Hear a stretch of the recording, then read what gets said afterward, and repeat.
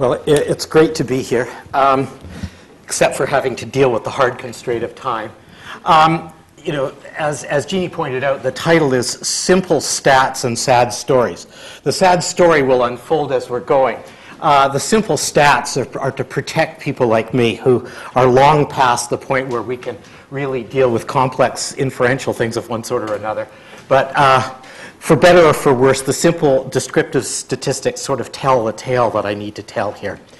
Anyway, for those of you who are used to what I've been doing in recent years, you'll have seen these kind of curves before, basically showing the neurobiological importance of the early years, if you'd like, in terms of children's development. This graph basically shows the preschool years in the dark gray background, the early school years in the light gray, and showing the sensitive periods in brain development for a series of key competencies. They go from the most sort of primordial, such as the development within the visual system of imprinting and the recognition of the self and the beginning of being able to decode the social and emotional experiences that exist in human faces of people we know, to include things like the sensitive periods for language development, wherein we know now that children's development of receptive and expressive language goes up as pretty much a straight dose response with the number and variety of words they hear per unit time during that period of time. And by age 3 and 4, what's starting to happen by then is the circuits that connect deep structures in the midbrain like the amygdala and locus coeruleus that have got to do with affiliation, attachment, and a sense of threat start wiring themselves up to the prefrontal cortex, which means that executive functions start to be driven by the quality of children's early experiences, such that kids who grow up in a relatively calm, predictable environment have an easier time creating a focused attention response, whereas kids who grow up in more chaotic, disorganized, threatening sort of environments have more difficulty with focused attention. So what happens by that point is that the executive function systems have adapted to the domestic environments that the kids have grown up in. The trouble is that some of those adaptations make it very difficult then to cope with school and the knowledge economy, and others of those adaptations work well for that. So by the time kids reach school age, an awful lot has happened in terms of their physical as well as their social and emotional and language and cognitive development that ends up influencing things across the balance of the life course. Now, as of now, thanks to birth cohort studies that have been going on, some of them going back as far as the 1920s, we can actually say what sorts of outcomes across the rest of the life course are influenced by early experiences and the state of children's development by the time they reach school age. So by the end of the second decade of life, the early years have influenced risks of school failure, unwanted teen pregnancy, and early criminality. By the third and fourth decades of life, have influenced risks of obesity, elevated blood pressure, depression, and other mental health problems. By the fifth and sixth decades of life, the early years are having an independent contribution to things like heart disease and diabetes. And by later on in life, it's interesting, when I put this slide together, I must have been a bit younger. Anyway, you can see the effects of the early years on the rate of aging of a number of different organ systems as well as the rate of memory loss. So the rhetoric about the early years lasting a lifetime is now matched in a sense by cohort studies that cover the life course that show the independent contribution of early experiences and development.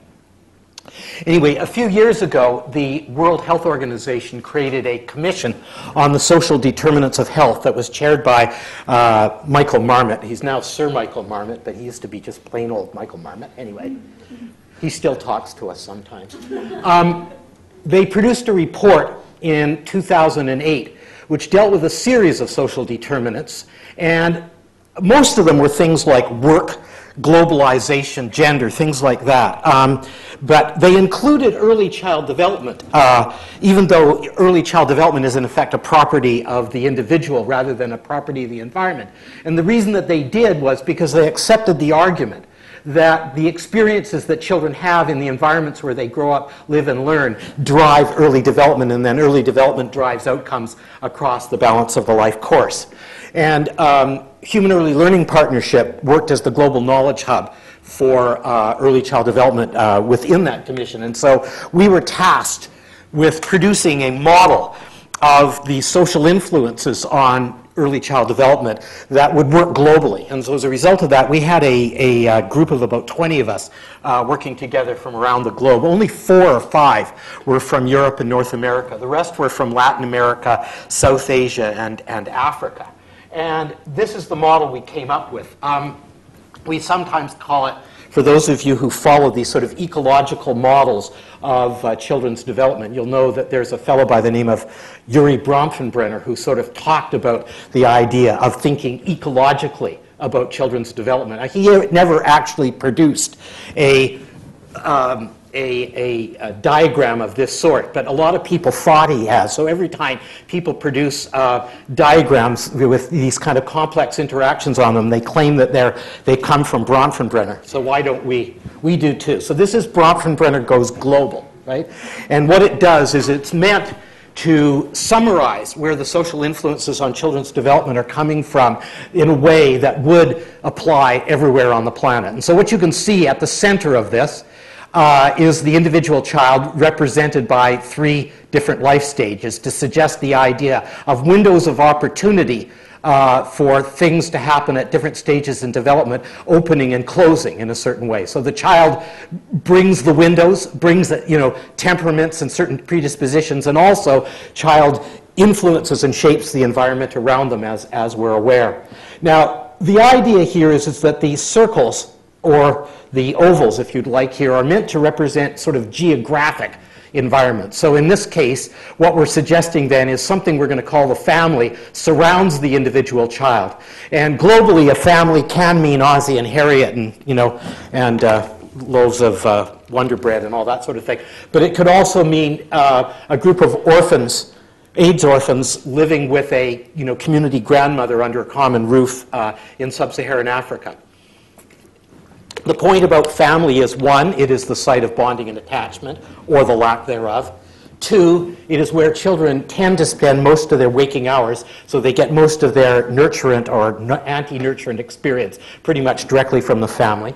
3, it sets the socioeconomic status of the kids and therefore the level of resources available to them. And 4, it either buffers or exacerbates the stresses of the outside world. Outside of the family, then, we have the residential area. And it's interesting, when we first put this model together, we put community up there. And the people from, particularly from Africa and sub-Saharan, Africa and South Asia said, hold on a minute. The question is whether or not a bunch of people living near each other actually do function like a community. In many of our countries, we have areas that are around the large cities where economic migrants have come from all over the country. And so you might have people living side by side who are part of tribal groups that have a 1,000-year history of antagonism. And you can't call what emerges out of that a neighborhood necessarily. The point is that even by age 3 and 4, we can see that various characteristics of the residential area are in effect getting under the skin and influencing the state of children's development. So safety makes a difference by then. The perception of safety matters as well, and has a lot to do with restrictions on kids' mobility. The degree of cohesion around children seems to matter, and it's an interesting thing that communities can be cohesive around children, and the products of their cohesion in terms of programs or services, if they provide them, might be useless. But the cohesion matters in and of itself. The glue somehow or another influences children's development quite separately from what it's used for. And also what we see, both in Canada and the United States and elsewhere in the world, is that vulnerable families tend to do better in mixed neighborhoods than they do in ghettoized neighborhoods, which would seemingly have a pretty unambiguous meaning for housing policies, for market and non-market housing policies. So that's the residential area. At the level of the region, which can mean like a region like the Greater Vancouver area or, say, the province, the physical built environment matters, and whether it's family friendly. The structure of the economy and how it relates to families matter, and the relative priority of children in policy seems to matter as well. we're in an area here, just to flag this, it is a little bit different from what we traditionally are in healthcare, where we're on a kind of a flat of the curve, where nobody can really argue that if you added or subtracted 0.5% of GDP to or from the equation that you'd necessarily change the outcomes. This is different. We're on a steep part of the curve where investments do seem to matter here. And so those things do seem to matter. At the level of the nation, national wealth matters, that by and large, wealthy countries do better than poor countries. But once again, the relative priority and intelligence of the policy mix matters. So we have examples, for instance, of countries like Cuba, whose GDP per capita is well less than 1/10 of ours, whose child development outcomes, as far as we can tell, are as good, if not better, than ours. So the nation matters in both of those ways. At the level of the global environment, there's no question that the globalization of the economy seems to be making a difference, that in fact the labor value of parents' labor is pretty much equalizing around the world, and we're seeing a lot of evidence of that in terms of stresses on families. So everywhere you get work-life, home-life conflicts. Nowhere on the planet do more than 25% of children really have extended families available to them. And when I say nowhere, I mean nowhere across large-scale regions. I don't mean there isn't a hamlet here or a hamlet there. So what we experience in our world as work-life, home-life conflicts are experienced in many other parts of the world as, you know, 4-year-olds taking care of 2-year-olds when parents are working, kids tied into their cribs, or kids taken to sweatshops and tied to workstations. And there are tens of millions of little kids that that's happening to. On the other hand, there has been a movement afoot recently to start using the Convention of the Rights of the Child as a way to kind of bid the international product up. And as of 2005, we have a rider added to the Convention on the Rights of the Child, which is specifically about rights in early childhood. And it defines evolving capacities of the young child, roughly along the lines of physical, social, emotional, and language and cognitive, and basically imposes certain duties on signatory countries to try to help provide environments that will allow kids' capacities to evolve. So that's a quick walk through the way we've been thinking about the geographic environments. You'll notice here that there's a square box, 2 square boxes meant to represent the non-geographic environments. And so one says relational community. And what's come out of our work so far is the community from which children get their identity seems to matter a great deal. So it could be a language group, it could be a religious group, it could be parental occupation defines that. But relational communities have got to do with in-groups and out-groups. They've got to do with gender norms. They've got to do with sources of information. They've got to do with notions of well-lived lives. And so the relational community plays a big role here. The final box then, non-geographic one, says early child development services and programs. And so what we've done is, my goodness, well, I feel like the guy who got run over by the train. What's happening? Did you mean to do that? I need those lights on, yeah. Oh, okay. Fine. I should have washed.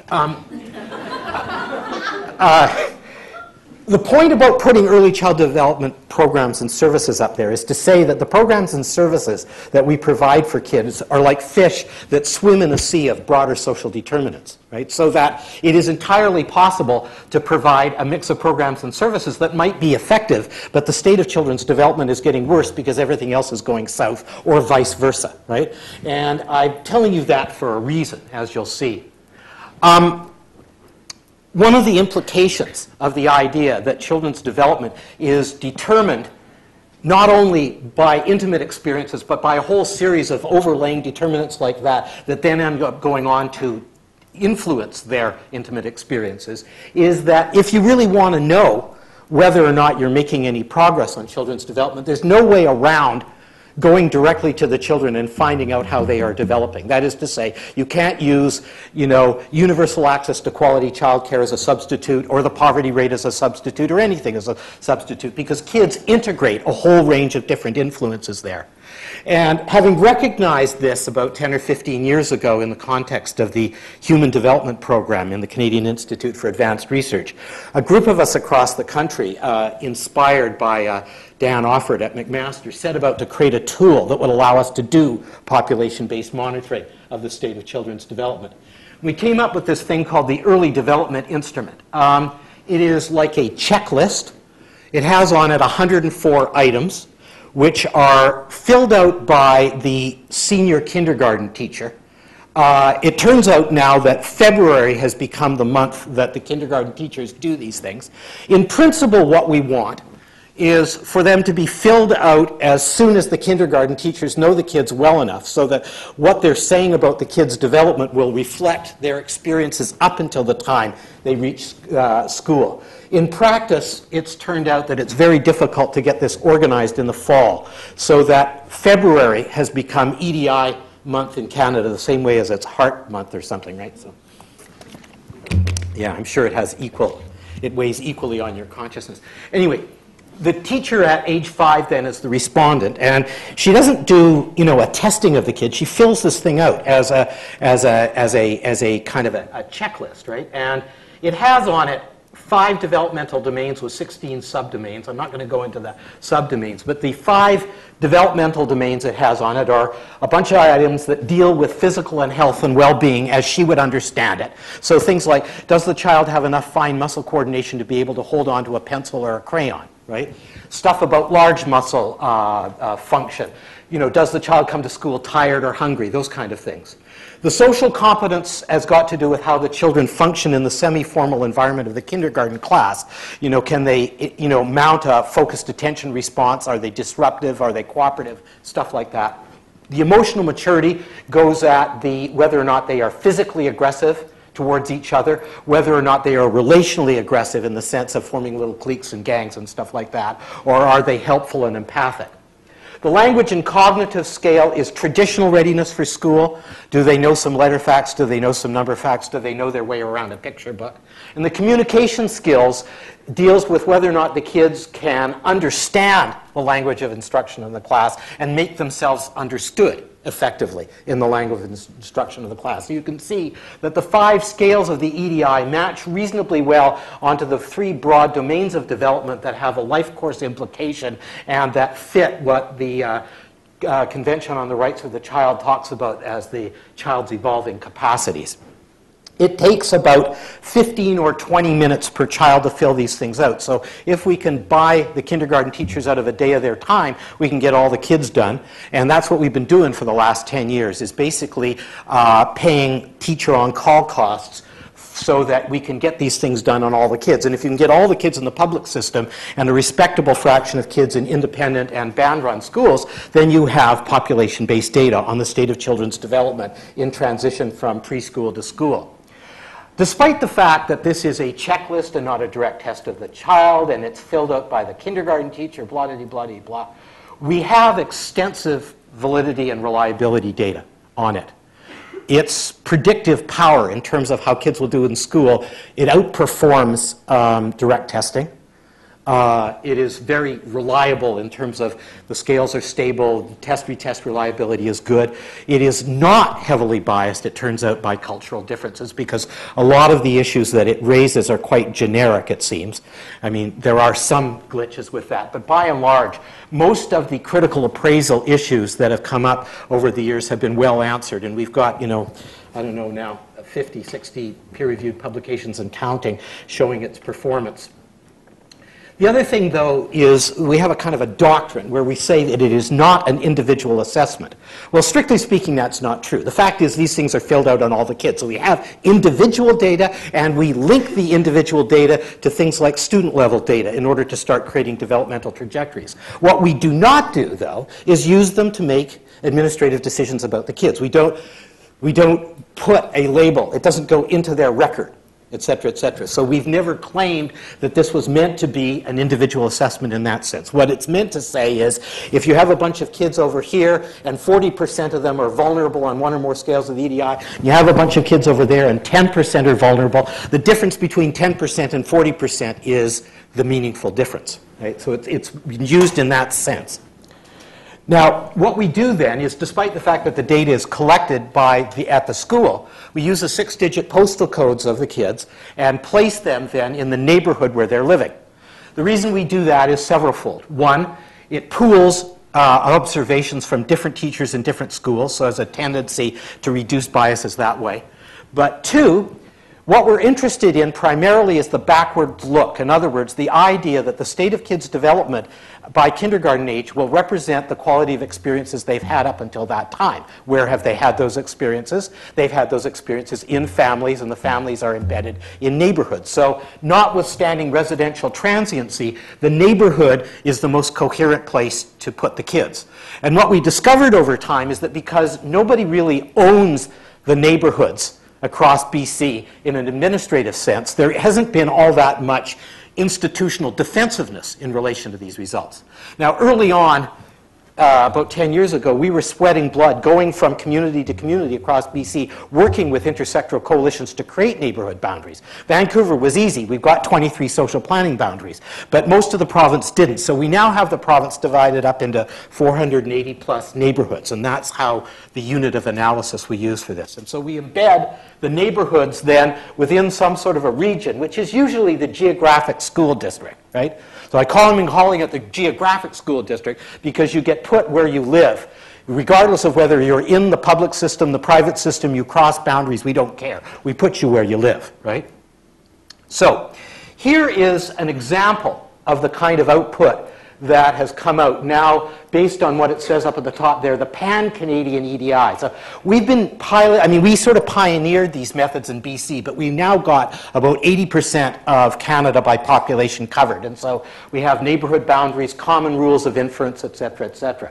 And so what you see here is one of the maps off of the Pan-Canadian EDI platform from one of our waves of data collection.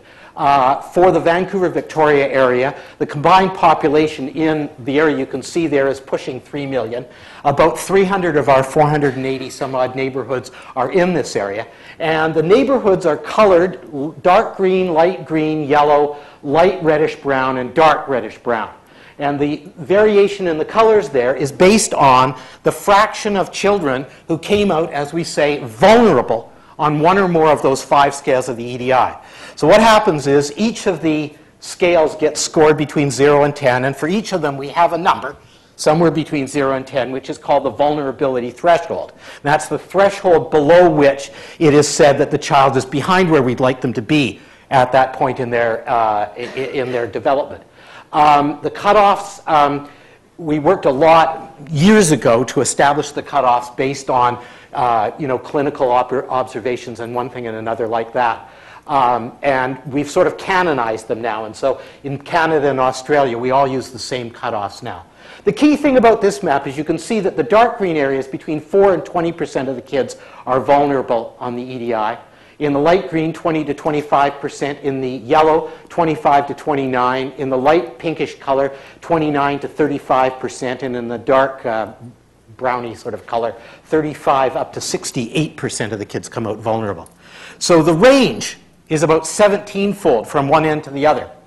For those of you who have been interested over the years in socioeconomic gradients, by and large, you get used to the idea that if you look at some disease and look at the degree of change you get when you go from one end of the socioeconomic spectrum to the other, usually you expect it to be about 2 or 3 to 1, let's say a mortality rate or something like that. And off of things like the National Longitudinal Study of Children and Youth, which is a random sample survey across the country which groups kids together in a decontextualized way, when you look at developmental gradients, usually they're 2 or 3 or maybe 4-fold. But when you put kids in real neighborhoods like this, what starts to happen is various resilience and vulnerability factors start to accumulate in unique sort of ways. And so you get these really, really, really large differences in the state of kids' development. When we first started producing these kind of maps, I was stunned, that it was the rule that we saw differences that were more than 10-fold from one neighborhood to another across communities. But we're all inured to it now. The point is that the level of variation is very, very large. The other thing, too, is that after 10 years of doing this work, now in about 2,000 neighborhoods around the province with multiple data points and all the rest of it, we know that it is a practical possibility to get vulnerability down below 10%. So in a place like BC, where the vulnerability rates, as you'll see later on, are running in the closer to 28, 29%, it means that probably about 70% of the vulnerability that is emerging in the first 5 years of life is in principle avoidable if we were doing a better job. And so it sets some rather interesting benchmarks that way. So I've mentioned that, and I've mentioned that, yes. So let's talk about what we did in BC. So starting after we did a few pilot tries, starting in 2001-2, we started our main first wave of data. And you can see from this map the school districts that we picked up in that year. And then 2-3, we picked up a whole bunch more. And then 3-4, we finished wave 1. So there was a wave of data collected over those 3 years. Then we went back again. And over the next few years, 4, 5, 5, 6, 6, 7, we did a second wave across the province. Then the next wave, we managed to get it done in 2 years. This was before the economic constraints came along and the amount of money we had for TOC started to drop again. And then now we are into wave 4, and you can see we did most of the province last school year. We're trying to finish it off this year, and we're probably going to be on a kind of a semi-biennial scale plan as the future rolls out. So what it means then is because we've got 3 and in some cases 4, in most cases 4 waves of data, we actually can figure out things about trends, you know.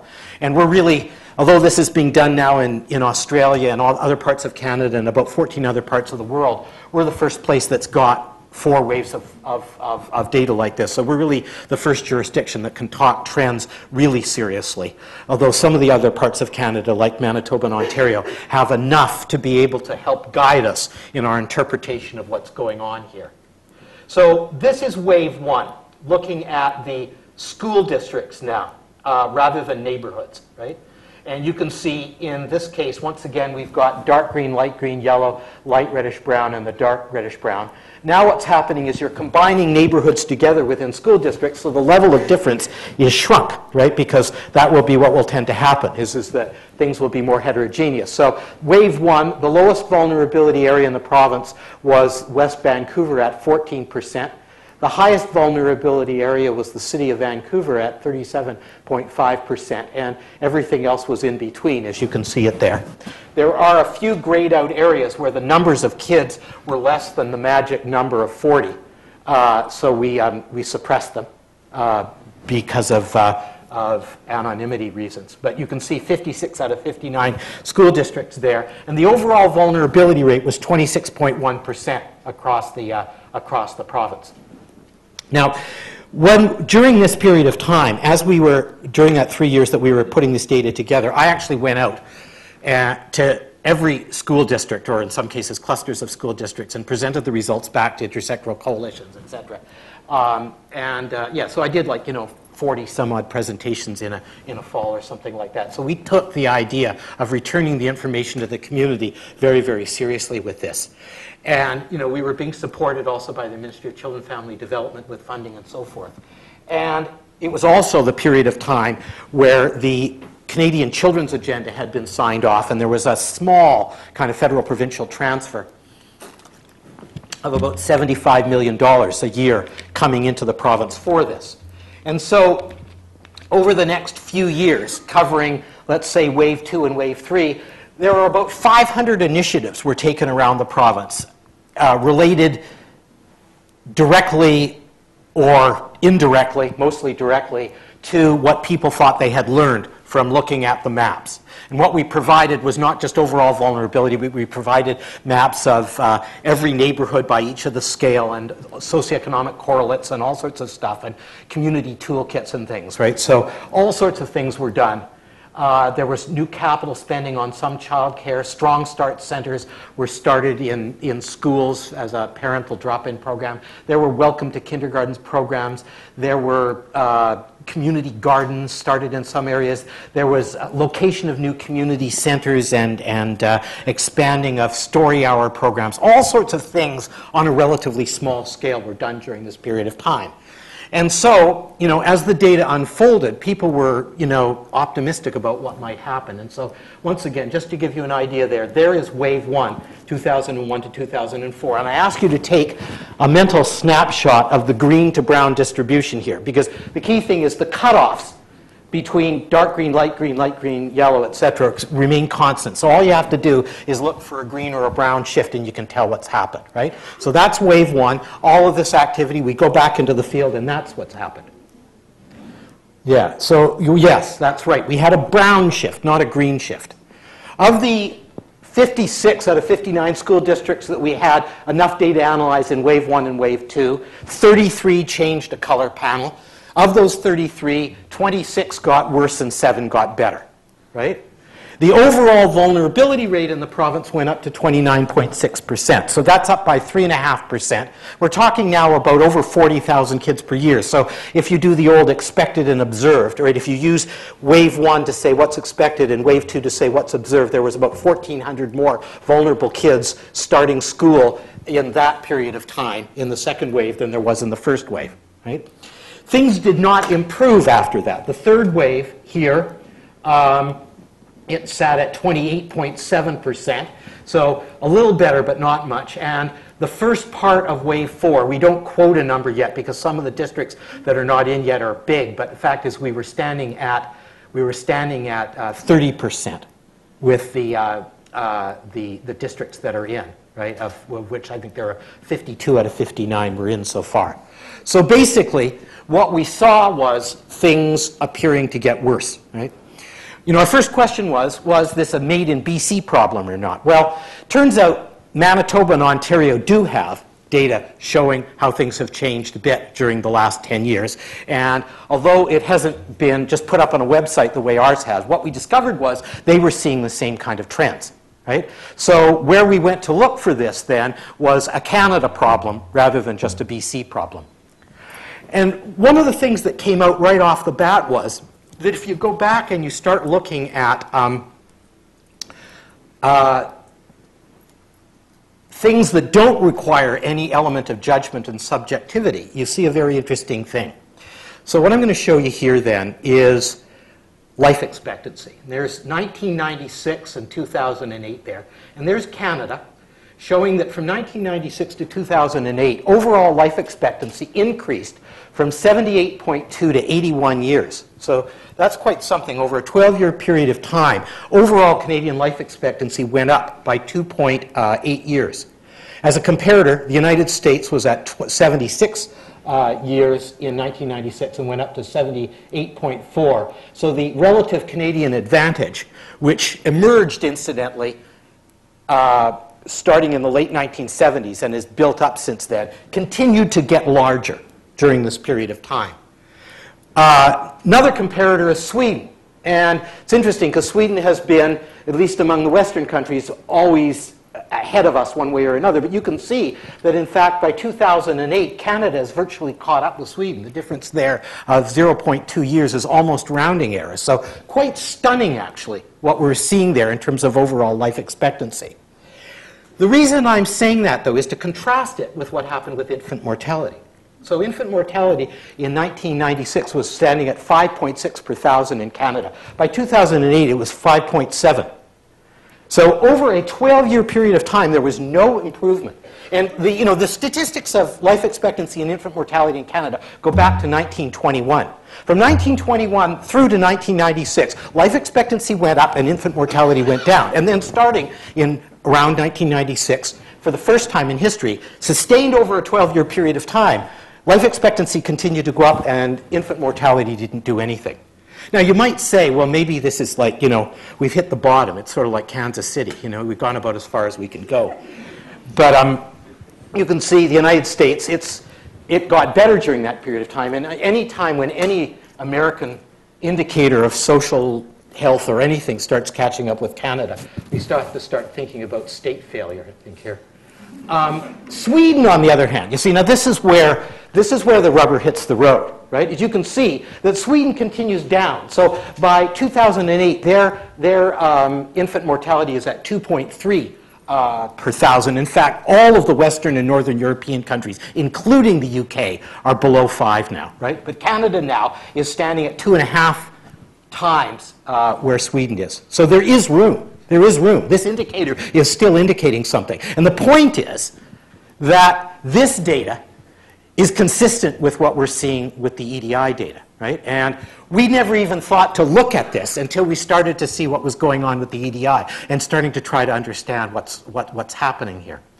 So just to go back and do a bit of a historical thing, this is what happened to infant mortality during, if you'd like, the golden age of the Canadian welfare state, which could be dated from 1971, which is when all of the basic elements were in place, including universal Medicare, through to 1996, which is when the federal government capped the federal provincial transfers and started to transfer the fiscal crisis over onto the province. And you can see all of the quintiles, income quintiles, improving in terms of infant mortality. In an absolute sense, the difference decreases, and in fact, the difference even decreases in a relative sense. So a 2-to-1 difference in infant mortality back in 1971 has dropped way, way down for all the groups and is down to about a 1.6 to 1 at the other end. So in that 25 years, and there's a number of indicators in Canadian society when you look at it this way that show that we were starting to gradually reduce not only the absolute, but the relative size of some of these gradients during that period of time. And then, starting about 1996, it all flattens out. The other thing just to point out in terms of the kind of achievement that we had achieved by 1996, if you compare the overall U.S. infant mortality statistic against the entire sort of gradients in Canada, you'll see that the overall U.S. average is much worse than the poorest 20% of Canadians, right? So there was a success story. But the success story, as you can see, is now, a decade and a half in the past, it seems. So I'm going to do an on the one hand, on the other hand. So on the one hand, lessons learned after a decade of engagement from the EDI, right? We have places like this place here. This is an area in Nanaimo called Nanaimo Westwood, right? And I want you to watch this space. So this is their Wave 1 EDI data. You can see the overall vulnerability rate is in here between 27 and 34%. And this little circle here with the 5 pies on it here is showing the relative contributions of the different scales by color. So you can see that the physical is contributing relatively more, say, than the language scale there. So that's what it is, right? So if we gray out the background areas there and watch what happens on Wave 2, you see it's dropped now into the yellow, and then the Wave 3, it's gone up to the green, right? So that's the kind of thing we want. A place that started off probably at about 30% vulnerability is now dropped into about 14%. And we do have places in the province like that. We have one whole school district that did that. Oh, it's a small one, right? We have maybe, 8 or 10 examples of this kind of thing. And so we've tried to understand what's going on there. And what we have understood is that, well, it turns out if you have very strong local intersectoral leadership, where senior officials from key agencies work together over a long period of time on early childhood issues, where the economic sector is involved, the municipal government as well as the usual suspect, that they start to learn how to work together and actually become a kind of a manager of the ecosystem for children's development. So that seems to make a difference, at least in terms of the, the kind of ethnographic studies we've done. Second, that they actually use the EDI data to think very concretely about what's going on for physical development here, what's going on in language and cognitive, what's going on for social and emotional development, and really ask, directly about the things that we're supposed to be supporting for kids. A focus on families that provides equitable access to high-quality programming. So here, a lot of work on thinking about barriers of access. And we've been working on this with communities, and we've got a list of barriers that we deal with that go everything from cost to transportation to time of day offered to language offered to social distances between providers and families that need things, et cetera, et cetera. So there's a whole way that you can work strategically with barriers of access.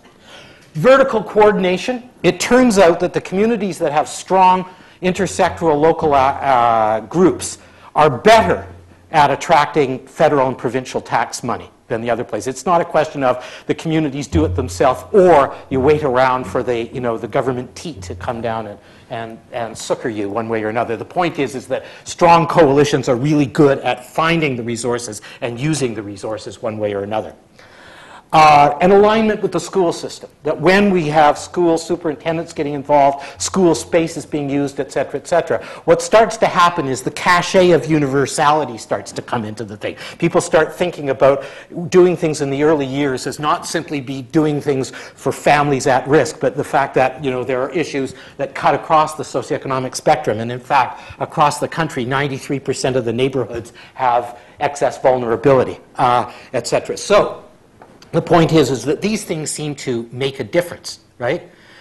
Whether or not they are transferable is another issue. On the other hand, what's been basically going on during this period of time has been there's been basically a withdrawal of the state from supports. So if you look back to the 1990s, you'll see that Canada was one of the 3 countries in the OECD that reduced social spending the most, right? So between 1992 and 1999, Canadian social spending as a fraction of GDP dropped 19%. Which was 3rd after the Netherlands at 21% and Ireland after 28%.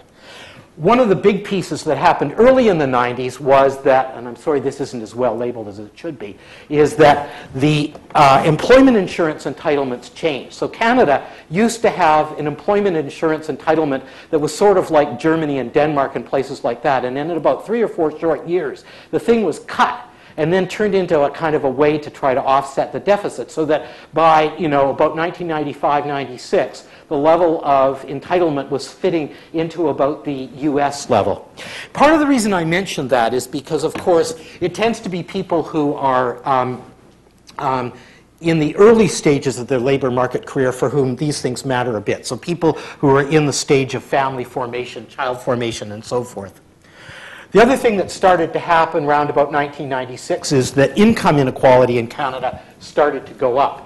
So for a period of about 20 years, from 1976 through to around 1995-96, the so-called Gini coefficient of income inequality in Canada remained pretty flat. And the way this number works is the lower the number, the more equal the income distribution. The higher the number, the more unequal. And there's the American points there, right? You notice, though, that after about here, it starts to go up in Canada, right? And you start to see that going up there. Interesting, though, the way it played. That if you disaggregate it by age, for those 18 to 65 years of age, the Gini coefficient increased. In other words, income inequality got more unequal from about 0.29 to 0.32 from the mid-90s to the mid-2000s, whereas for those over the age of 65, the Gini coefficient declined from a much higher 0.35 down to about 0.27 from the late 1970s now to the mid-2000s. And that, presumably, is the maturing of the Canada Pension Plan and things like that, right? So what's been going on at different points in the life course has been very, very different so far as this goes, right? And it is interesting when you think back about what we just said about infant mortality versus overall life expectancy, which is increasingly being driven by the era of chronic diseases here, that these differences are juxtaposed quite snugly with the others. So this shows actually the after-tax income gap for families raising children in Canada, comparing the top to the bottom deciles. And here you can see once again, from 1976 through to 1996, basically, the thing bounced around at about 8 to 1, and then starting in 1996, it just took off, right? Very, very sharp point. And that is the year that they capped the federal provincial transfers, right? That year was the year that happened.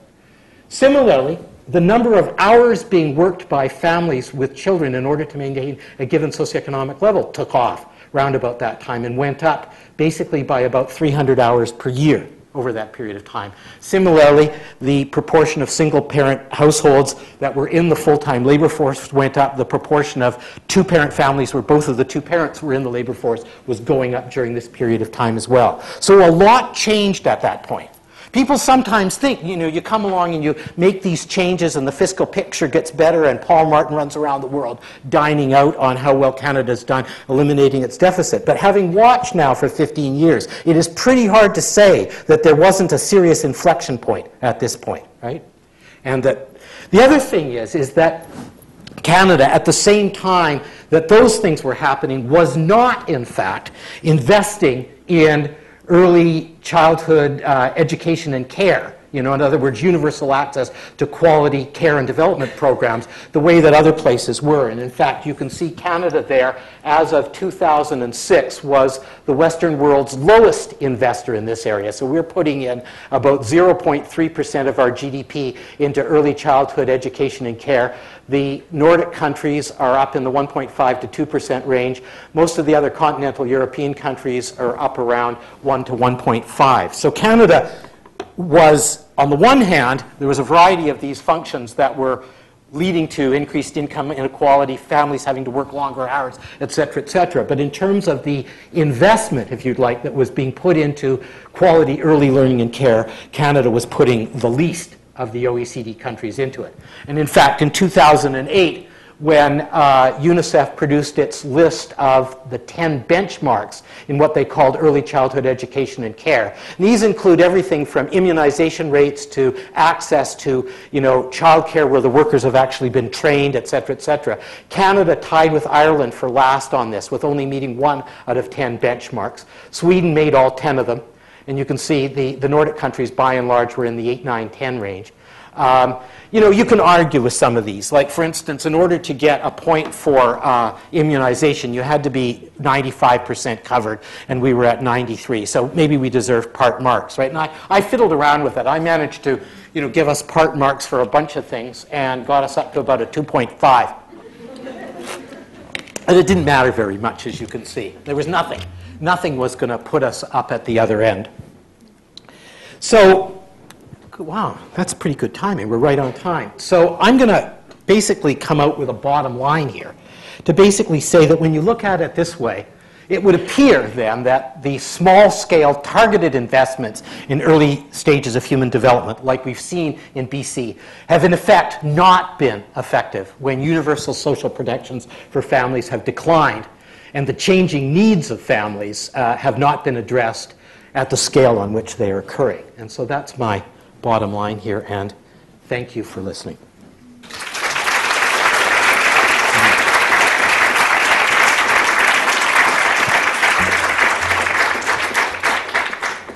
got time for questions. I'll run the mic around if people are ready to throw their hands up. Just introduce yourself and then ask the question. Thank you so much for that stimulating talk. Hi, I'm Farah Shroff. Yes. Sorry about that. Thank you so much for that stimulating talk and for showing us how many things link together. That was really amazing to look at mortality data and the study that you've been doing over these past few years. And I'm wondering if you can do one more link here. Go back to the Paul Martin budget of 1995. It seems like that's where a lot of this started. Those trends started about 16 years ago, and we're now starting to see how that's all bearing out in various indicators. If you could just talk a bit more about that. Yeah, no, that's correct. That's correct. The one thing that definitely preceded it was the cuts to the unemployment insurance entitlement. That was prior. But the 1996 or the 1956, when they consolidated the transfers and capped the way in which they had been going up automatically before that, that is clearly the inflection point here. The story, if you put all the pieces together, in a sense, is partly a story of unmasking vulnerabilities in the sense that families were changing during that period of time, right? And Canada had missed a whole series of boats that other countries had picked up on how to change social policy in relation to the way in which families were changing. But with what they did with that and with the way in which the provinces responded to it, in effect, you can see that, yeah. So that is, I think, a key thing. And, you should know that about 22 months ago or so, I did a version of this talk with Paul Martin in the audience. And he sat through the whole thing and then went to his friends afterwards and says, "That guy's too interested in monitoring," he said. But, the thing about it is, and it's important because, I know enough about Paul Martin to know that wouldn't have been his intent. The trouble is that a lot of the things that happen as a result of these social policy changes happen very slowly, right? And if you don't collect the data, or at least the impact of them, if you don't collect the data and analyze it in these kind of ways over time, you can't tell what's going on, right? The fact that we've got 4 waves of EDI data so we can see what's going on with that, and you can track it back to the birth cohorts, right? You can show, right, that first group, that we were picking up in wave 1 were at the, they were birth cohorts from before or in and around that inflection point, and then it went up after that, right? You can start to see what these things could well be about at that way. And, you know, what we have to be as a society, I think, is big enough to be prepared to look at these trends, stand back and understand them, and then rather than just scaring people in ways that people want to suppress the data, find ways to say, okay, that didn't work. Now, what can we do at this point? I mean, up until this time, the story had been a good news story. I mean, my previous version was the Canada-US comparison, 1971, 1996, which was all very smug, right? Like, we did great in terms of that period of time. You know, you're in for a dime, you're in for a dollar. Once you've established the methodology, you have to go where it takes you. And that's where it's taken us. Yes, there's somebody at the back there.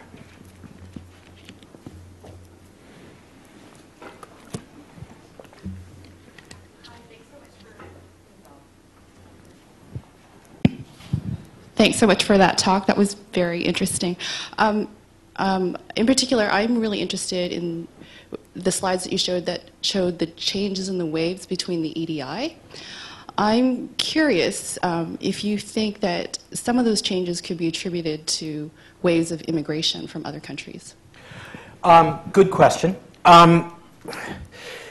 The short answer is no. I mean, that the immigration patterns during this period of time have not changed dramatically enough to explain those differences. When you look at where changes have occurred across the province in high immigration versus low immigration places, we don't see a clear pattern that way. Similarly, it's true that the fraction of kids in the province in the school system who are from Aboriginal background is going up gradually. And they tend to be more vulnerable on the EDI, generally speaking, than non-Aboriginal kids, but that also doesn't explain it. By and large, what happens with this, and what happens with a lot of these things that form gradients, is the numerical majority of the vulnerable kids are spread at a level of about 20 to 25% across the broad middle class. And in fact, seeing middle class vulnerability going up is part of what we were seeing with this in areas that are high or low immigration. So it's a pretty general kind of thing. Now, having said that, I mean, one of the things we are doing is we are working a lot with the language groups. I mean, we have enough data now in our data system to be able to look at about a dozen different language groups and what's happening with them and all the rest of it. So there are interesting stories in there that are separate from this.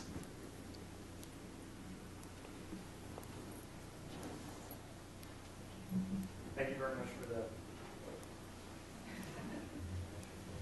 Oh, it's standby. There's a standby. Thank you very much for the talk. I just had a question about the various metrics for the EDI. Did you notice a predominant trend for the areas, for the school districts that were actually trending downwards? Did you notice, was there a consistent metric that was always going down, or was it? Okay, good question. No, in 4 out of 5 of the scales got worse. The physical, the communications, the emotional, and the social. The language and cognitive didn't get worse, interestingly enough. And that's a whole other story there about people responding to this whole idea that the early childhood is important by focusing on little Einsteinism, right? So there's a whole other part of it that's worth saying there. But no, variously, you saw, those 4 scales driving things. Incidentally, I didn't bring this for this presentation, but we now have linked the EDI, as I'm saying, to the foundation skills assessment and other things in school age. And what you can see is, going from kindergarten to grade 4, that each of the 5 scales will contribute its own increasing risk of kids not passing in grade 4, right? So it goes up monotonically. If you're not vulnerable on any scale, your chance of not passing is 20%. If you're vulnerable on any one, it goes up to about 30, and then up to 45 to 60 to 70 to 85 kind of thing. So all of the scales contribute. Yes. Hi, my name is Tal, and I'm from the Department of Occupational Science and Occupational Therapy. And thank you so much for a very interesting lecture. I'm wondering if you have any data about kids with disabilities. Yes. The kids with disabilities who are in the system are all in the data, right? Now, it's an interesting story because the world has changed a lot since we first produced this stuff. When we first produced our Vancouver maps in 2001, people insisted that all of the differences we were seeing had to do with kids with disabilities. right? That's what it was all about. So we took all the disabled kids out of the data and showed that it didn't change anything, right? In fact, I mean, it's interesting. We need to go back and do this, but one of the real eye-openers for me was that the kids who have the school board designated special needs categories, the steepness of the socioeconomic gradients, if you like, for them is actually greater than it is for the other kids. So you have this mental idea that, well, it's a biological limitation. What's, you know, socioeconomic factors got to do with it. Fact is, it's got a lot to do with it because it's got to do with the resources that people can bring to bear. So in fact, the gradients are steeper. No, the rule is all of the kids are in, and that was one of the things that we had to agree with across Canada and with Australia as well. Like all of the kids are in there, right? And so they're there. Yeah, I think I answered your. Yeah, I did answer your question. Yes. Yeah. Yes, this gentleman here. And I think you're going to be our final question for today. Hi. Hi. I'm just wondering how much of that both parents working has had an effect, and how much of a factor is that? Yes. The influence of parents working per se is about 0. There is no evidence of parents working per se mattering. There are other things. You know, when parents, particularly mothers, experience extreme work-life, home-life conflict, there's an effect of that. But parents working per se doesn't seem to make a big difference. Now, having said that, you know, it raises the question of what are the implications of 300 hours per year more to maintain a given socioeconomic level, because presumably those 300 hours are not coming out from 2 a.m. to 4 a.m. most of the time, that they're coming out, you know, either in the morning or at dinner time, and, you know, there are all sorts of effects of, like, reading bedtime stories and things like that. So if you dig into it, you know, there will be things in there. But if you just ask, you know, the thing about, you know, how do children of, you know, 2 parents working versus 1 parent working, et cetera, do, you never, nothing ever comes out of that. Well, thank you. Thank you so much, Clyde. That was another fantastic talk. You've really identified where we have been, where we are, and perhaps even where we should be going in this area. So once again, thank you very, very much. Thanks for coming.